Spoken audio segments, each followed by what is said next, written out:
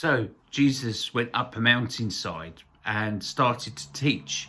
And he gathered his disciples round him, the people that wanted to follow him, and he started teaching.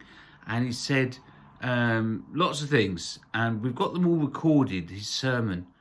And some real words of wisdom. But this first thing he said was this: blessed are the poor in spirit, for theirs is the kingdom of God, i.e. they will get to heaven. They will get to know God. What does it mean to be poor in spirit? Well, I've been watching Only Fools and Horses lately, and I love David Jason in that. And they got to their last fiver in the last episode I watched, and they had absolutely nothing left, and realising they had nothing left.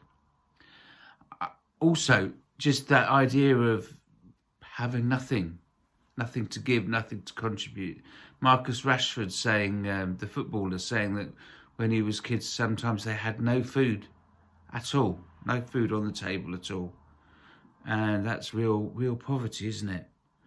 It's in a different context entirely. Thinking about the Alcoholics Anonymous and the 12-step program, the first step says that you are to realise that you are powerless over alcohol. There's nothing you can do. And I think in a spiritual context, this is what Jesus is saying. It's good when you realise that spiritually you can bring nothing to God. You're powerless.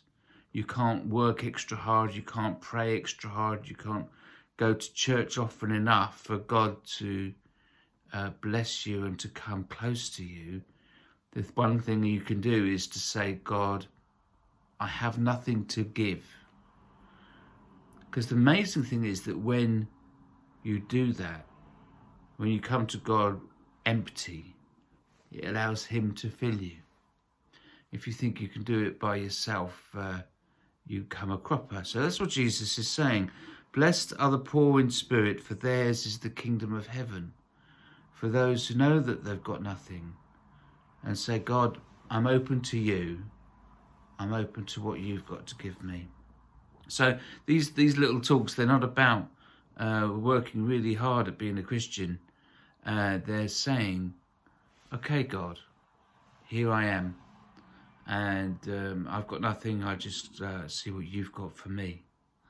God's got enough, you know. He loves to bless people. And to know that we have the kingdom of heaven is open to us, that's really good news.